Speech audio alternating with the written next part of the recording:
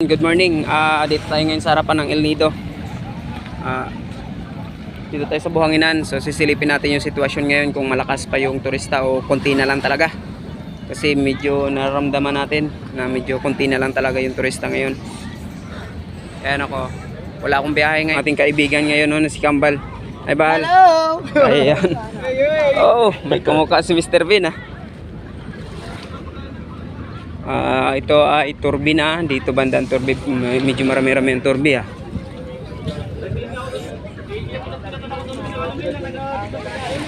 So ito may mga nag-aalis, may mga dumadating ng about aray, ano na sila, island na sila. Ayan. At doon banda sa kabila, dito banda sa part ng turbi dispatch ay sisilipin din natin.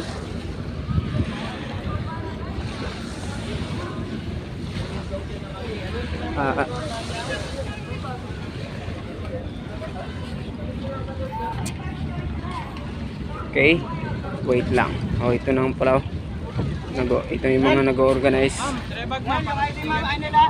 Ayan, maganda. Dami. At ito nga pala mga ka-idol, yung ating kaibigan at katropa na nagpaparenta ng mga shoes. Bili na yung nila?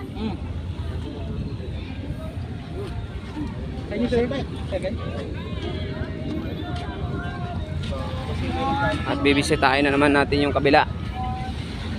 Marami pa talaga. Marami pa talaga yung marami pa talaga yung nag-island. Sa part na to, part ng tour sobrang dami. To. Nauno ba kayo, uno? Kanina pa tinatawag yung inside one. Yan, napakarami nga talaga pala dito. Hindi pa pala talaga low season. Hanapan nyo ng pwesto. Sobrang dami pa talaga. Magtatagal kayo kung mag-aantay kayo dito sa boundary ng 8. Ayan nakakagulo dito sa sobrang dami nila May nagapaakyat na. Sobrang dami nga talaga pala dito mga ka-idol. Kala natin kunti lang pero sobrang dami pa pala talaga. Ayan kasi grupo natin. Sabi nila low season na daw, pero sobrang dami pa pala talaga ng turista ngayon. Napakarami pa talaga.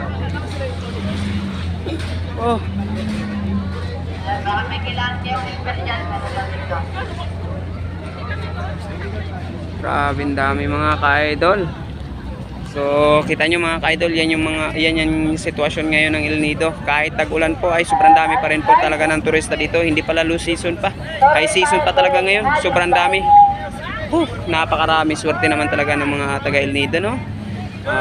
Easy money lang, tapos easy lang yung trabaho nila.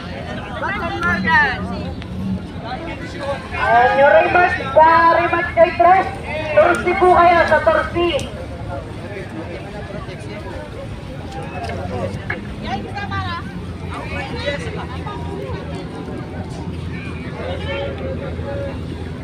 Ma'am, sir, pinatawag ko rin po. Sige, alis ko sir.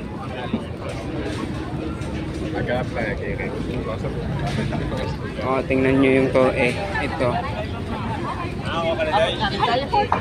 Yes po, wala po kayo mapasama sa iyo.